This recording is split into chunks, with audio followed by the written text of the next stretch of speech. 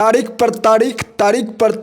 आज वो तारीख आया जब दिल्ली के मुख्यमंत्री अरविंद केजरीवाल को कुछ शर्तें लगाकर जेल से बाहर कर दिया गया। ऐसे में अभी हमारे साथ सुप्रीम कोर्ट के वरिष्ठ वकील डॉक्टर एपी सिंह सर है। कैसे देखते हैं इस मामला को? स्वागत है। बहुत बहुत धन्यवाद। देखिए, बेल होना किसी के लिए भी खुशी की बात है। अच्छा। और खासकर उन बुजुर्ग माता पिता को जो बीमार थे, उनके लिए केजरीवाल जी का आना, अपने पुत्र का आना ज़्यादा है। एक पत्नी को, धर्म पत्नी को अपना पति आ जाए, खुशी की बात है। दो बच्चों को, स्कूल गोइंग, कॉलेज गोइंग बच्चे हैं, अगर उनके पिता आ जाएं घर पे तो सबसे अच्छी बात है। और माननीय सर्वोच्च न्यायालय ने आज ये भी दिखा दिया कि bail is rule, jail is denial, jail is exception. ये हम लोग कहते हैं, बोलते हैं, और हम लोगों के माननीय सर्वोच्च न्यायालय के इस कहे हुए को नीचे कोर्ट की, honourable high court, honourable district courts सभी इसको मानती हैं और उसको कोट करके बोलते हैं कि ऑनरेबल सुप्रीम कोर्ट कहता है कि bail is a rule, jail is exception और जेल इज डिनाइल। अच्छा, तो ये न्याय की पराकाष्ठा है, एक बात। लेकिन माननीय सर्वोच्च न्यायालय ने तमाम इतनी सब दलीलों और सबके बाद एक बात तो मानी कि कहीं ना कहीं इस मामले में कुछ सच्चाई थी एजेंसियों के पास। अच्छा। तभी उन्होंने कंडीशनल बेल दी, सशर्त जमानत दी। और सशर्त जमानत भी क्या है, और शर्त ऐसी है जो अब केजरीवाल जी ना इधर के हैं ना उधर के हैं। कारण क्या है? केजरीवाल जी का, अरविंद केजरीवाल का खुद का व्यक्तित्व तो नहीं है, खुद तो IRS थे, रिटायर हो गए, पेंशनर हैं। अच्छा। लेकिन माननीय मुख्यमंत्री के रूप में वो इस समय हैं। 3 बार के मुख्यमंत्री हैं, आम आदमी पार्टी के संयोजक हैं। अच्छा। तो दिल्ली की जनता अब चाहती थी कि अब काम करें आके, लेकिन शर्त ऐसी है कि उन्हें ऑफिस नहीं जा सकते, CM ऑफिस, बिल्कुल किसी फाइल पर हस्ताक्षर नहीं कर सकते। समझिए, आप अपने केस के बारे में कोई कमेंट्स, टिप्पणी नहीं कर सकते, कुछ नहीं बोल सकते हैं। अच्छा।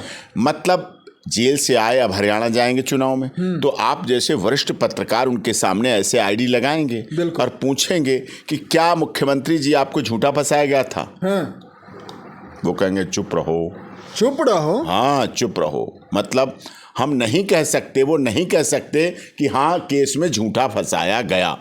इसका मतलब अब उनको, क्योंकि कोर्ट के आदेश हैं कि केस पर टिप्पणी नहीं करोगे, तो अब उन्हें ये मौन लक्षणम स्वीकृतम।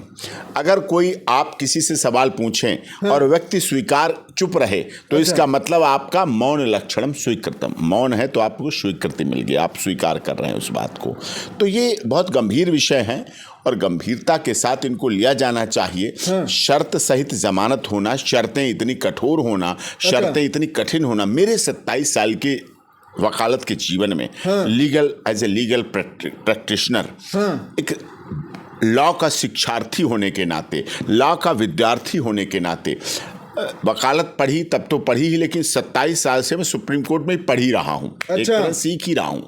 तो इस सीखने की प्रक्रिया में मैंने बड़े बड़े आदरणीय जयललिता जी की बेल देखी, आदरणीय लालू यादव जी की, शिव सोरेन जी की, ये मुख्यमंत्रियों की बात बता रहा हूँ, नरसिम्हा राव जी का देखा, लखूभाई चीटिंग, प्रधानमंत्री जी की भी बेल देखी।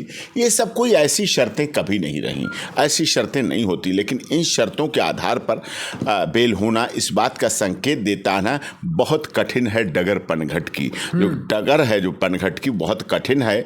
और अब वो जनता को अपनी सफाई नहीं दे पाएंगे तो जनता भी संतुष्ट नहीं होगी, और राजनीतिक जीवन में अगर आपने अपनी बात नहीं कह पाई तो फिर आप कुछ नहीं कर पाएंगे। चुनाव है, आगे उन्हें आना है, लेकिन फिर भी हाँ, उनके लिए, पार्टी कार्यकर्ताओं के लिए बहुत बहुत बधाई कि उनके नेता की बेल हुई है। राष्ट्रीय संयोजक, देखिए, हम आप उन्हें एक और राय देना चाहते हैं। अच्छा। हम उनके बहुत अच्छे मित्रों में से रहे। इंडिया अगेंस्ट करप्शन में, अन्ना जी के आंदोलन में, किरण बेदी जी के साथ रामलीला मैदान और जंतर मंतर, ऐसी जगह रही जहाँ बहुत बार ये सब कुछ हुआ। रामलीला मैदान से दावा किए थे कि हम आम जनता का सेवा करेंगे। तो वो सेवा की अब सेवा भी नहीं कर पाएंगे, क्योंकि अधिकार नहीं रहे। तो अब उन्हें क्या करना चाहिए? या तो अपनी धर्मपत्नी को मुख्यमंत्री बना दें, या अपनी पार्टी के अन्य किसी अच्छे व्यक्ति को मुख्यमंत्री बना दें, किसी अच्छे व्यक्ति को मुख्यमंत्री बना दें, तो निश्चित तौर पर वो चीज़ें सारी अच्छी हो जाएंगी और कार्य अपना राष्ट्रीय संयोजक रहें। अपनी नीतियां दें, लेकिन उनको लागू कर मुख्यमंत्री ही सकता है, वही मुख्यमंत्री रह सकता है। अब 3 बार के मुख्यमंत्री रहे। मैं समझता हूं इन कठिन परिस्थितियों में आदरणीय सुनीता केजरीवाल जी ने जो देखा, और कहते ना वो पथ क्या पथिक कुशलता क्या, जिस पथ पर बिखरे शूल न हो, नाविक क्या धैर्य परीक्षा क्या, जब धाराएं प्रतिकूल न हो। सुनीता केजरीवाल जी ने बहुत विपरीत परिस्थितियों में अपने घर को चलाया, अपने पढ़ने वाले बच्चों को बढ़ाया, अपने बुजुर्ग सास ससुर की सेवा की, स्वयं एक अच्छी अर्धांगिनी महिला पत्नी धर्म पत्नी के नाते उन सारे चीज़ों को कार्यों को करने का काम किया है। इंडी गठबंधन की लीडर रहीं, इंडी गठबंधन के कार्यक्रमों में भाग लिया, सब कुछ बहुत अच्छी तरह किया है। तो उनको इस सब कार्य करते करते भी अनुभव है। उन्हें बनाएं या आदरणीय संजय सिंह जी को बनाएं या और हैं मंत्री, करोल बाग से विशेष रवि हैं, किराड़ी से झा साहब हैं, बुराड़ी से झा साहब हैं, विधायक हैं, बहुत बहुत अच्छे अच्छे विधायक हैं। केजरीवाल जी के पास लक क्या है, ये लकी है कि उनके पास सर्व धर्म जाति क्षेत्र भाषा के विधायक हैं। उनमें से किसी को विधायक बनाएं तो शायद दिल्ली की जनता अधिक खुश होगी और अधिक प्रभाव रहेगा। कहीं ना कहीं जो सांसद साहब है दिल्ली के संजय सिंह जी, उनका एक ट्वीट आता है सामने, वो कहते हैं कि तानाशाह झुकता है लेकिन झुकाना आना चाहिए, और वो आज झुका दिए। देखिए, थोड़ा सा मैं इससे डिफर करता हूँ। अच्छा, जब उन्हें कोई honourable high court, honourable trial court, honourable supreme court bell नहीं देती है, तब क्या कहते हैं, supreme court Bharatiya Janata party के दबाव में है, CBID भारतीय जनता पार्टी के दबाव में है, हमें न्याय नहीं मिलेगा, हमें न्याय नहीं हो रहा है। अच्छा। लेकिन जब bail honourable supreme court of दे देता है, तब झुकने और झुकाने वाली बात आ जाती है। न्याय का मजाक नहीं बनाना चाहिए। हमारे देश की संवैधानिक संस्था हैं, कहाँ एक तरफ ये लोग कई बार क्या बोलते हैं, जब अभी गणेश चतुर्थी पर माननीय मोदी जी चले गए अपने honourable chief justice of India क्या गणेश, तब इन्हें बड़ी आपत्ति हो गई।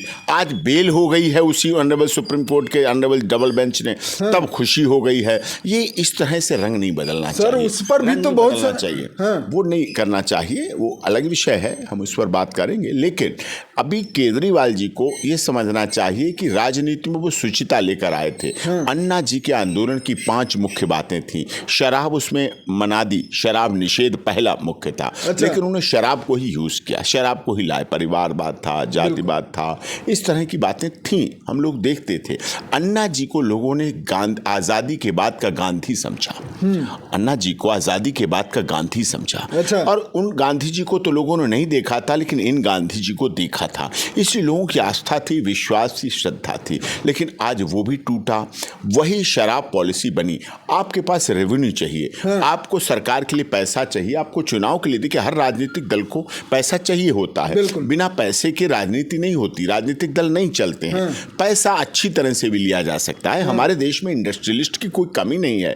और दूसरे उद्योगों को लाया जा सकता है, लोगों को रोजगार देके भी पैसा लिया जा सकता है, फैक्ट्रियां लगवा के पैसा दिया जा सकता है, अच्छे कार्यों से भी पैसा लिया जा सकता है। क्या दूध की कंपनियां पैसा नहीं पैदा करती हैं? केवल शराब की कंपनियां ही पैदा करती हैं क्या? गांजा, अफीम, स्मैक चलाने के लिए पैसा भी तो जरूरी है। पैसा चलाने के लिए क्या आप शराब से पैसा लेंगे? अच्छा। एक के बदले एक के साथ 2 शराब दी आपने, एक के साथ डबल। दुनिया में ऐसा कभी नहीं हो। दुनिया में किसी शासक ने, चाहे मुगल शासक रहे हों, चाहे अंग्रेज शासक रहे हों, चाहे हिंदू शासक रहे हों, चाहे कोई भी शासक रहे हों, शराब पर, चाहे मुगलों ने है, प्रतिबंध रखा। क्या आप इस्लामिक कंट्री में कभी आपने सुना एक के साथ एक शराब?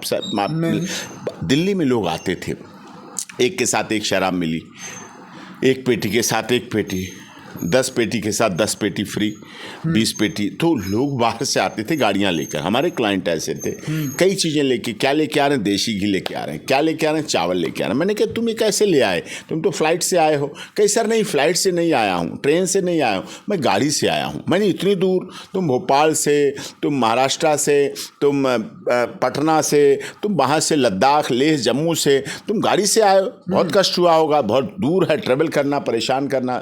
कई साहब किस लिए? इसलिए मैं ले आया हूं क्योंकि मुझे गाड़ी तो लानी ही थी। अच्छा। गाड़ी क्यों लानी थी? क्योंकि हमें यहाँ से एक के साथ एक फ्री वाली शराब ले जानी थी। 20 पेटी लेंगे लीगल, 20 पेटी उनको वैसी मिल जाएंगी साथ में, तो 40 पेटियां गाड़ी में भर जाएंगी, फिर गाड़ी को लेके जाएंगे। तो ये जो भाव था, आप एक के साथ एक दूध फ्री दे सकते थे, एक पेंसिल के साथ एक पेंसिल दे सकते थे, आप खिलाड़ियों को प्रमोट करने के लिए खेल स्पोर्ट्स शूज एक के साथ एक फ्री दे सकते थे, ट्रैक सूट एक के साथ एक फ्री दे सकते थे, बच्चों के किताबें दे सकते थे और चीज़ें दे सकते थे, बुजुर्ग लोगों की दवाइयाँ एक के साथ एक फ्री दे सकते थे। लेकिन जो शराब की नीति थी, वो शराब की पॉलिसी, ऐसी ऐसी जगह दुकानें खोली गई, रेजिडेंशियल कॉलोनी में दुकानें खोली गई, स्कूल और मंदिरों के पास दुकानें खोली गई। कोई धर्म नहीं कहता। दिल्ली में देखिए, हिंदू, मुस्लिम, सिख, ईसाई सभी बड़े प्यार से रहते हैं। दिल्ली मिनी इंडिया है, दिल्ली देश की राजधानी है, दिल्ली देश का निर्माण करती है। तो ऐसे में इस तरह से शराब एक के साथ एक कहना, उन्हें भी अफसोस हुआ। क्या केजरीवाल जी के घर शराब पी जाती होगी? अच्छा, नहीं।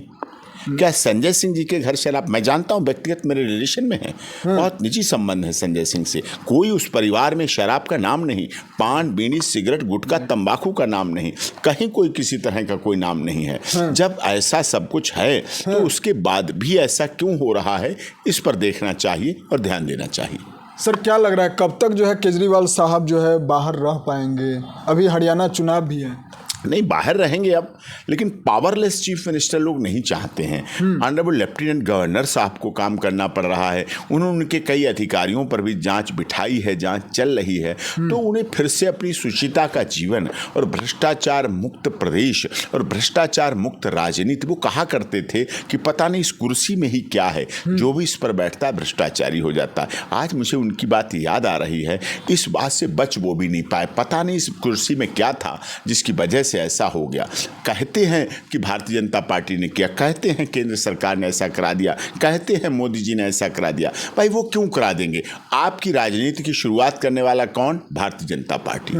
आपकी राजनीति के अन्ना आंदोलन को चलाने वाले एक साथ में कौन? भारतीय जनता पार्टी। उस समय आपका विरोध किससे था? शीला दीक्षित जी से। शीला दीक्षित जी को जैसा निगेटिव प्रिज्यूम कर दिया गया, जैसा दिखा दिया गया शीला दीक्षित को, ऐसी शीला दीक्षित जी थी नहीं। अच्छा। 3 बार दिल्ली में शासन किया, ऐसी थी नहीं। जितनी उतनी की निगेटिविटी फैला दी गई, जितना उनके बारे में गलत चला। आज दिल्ली में हाईवे देख रहे हैं आप, दिल्ली के अंदर जितने अंडरपास, सबवे और फ्लाईओवर देख रहे हैं, इतने अच्छी तरह से बने, इतनी अच्छी तरह से चले। इसके पीछे कारण क्या है? आदमी शीला दीक्षित जी का काम था। कॉमनवेल्थ गेम में भ्रष्टाचार की भी बात की, कोयले में बात की, लेकिन क्या शीला दीक्षित जी गिरफ्तार हुई? देखो, बुरा मत मानना। अच्छा, हो सकता है उनके दर्शकों को, आम आदमी पार्टी के दर्शकों को बुरा लग जाए, लेकिन भ्रष्टाचार शीला दीक्षित पे लगा और शीला दीक्षित पे इतना आरोप लगाए गए कि वो खुद की अपनी विधानसभा की सीट भी नहीं बचा पाई। बाद में महामहिम गवर्नर रही, वो रही, आज नहीं है दुनिया में। खैर, हम उन पर कोई नहीं, लेकिन क्या शीला दीक्षित जेल गई? आप मुख्यमंत्री रहे, आपने आरोप लगाए। क्या कांग्रेस का कोई व्यक्ति जेल गया? अच्छा। नहीं गया।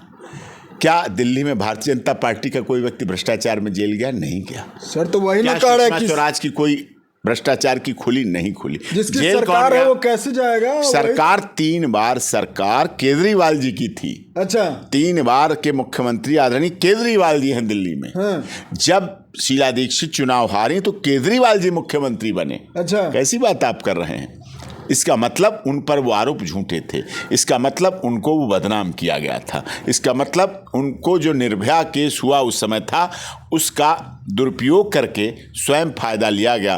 तो फिर आत्मा तो आत्मा है। अगर किसी को इस तरह से किया जाएगा तो उसी जेल में उन सब लोगों को रहना पड़ा, चाहे माननीय संजय सिंह हो, चाहे आदरणीय अरविंद केजरीवाल हों, चाहे सत्येंद्र जैन जी भी गृह मंत्री थे उस समय, ये मुख्यमंत्री थे, और चाहे विभूर जी हों, उनके पीए थे।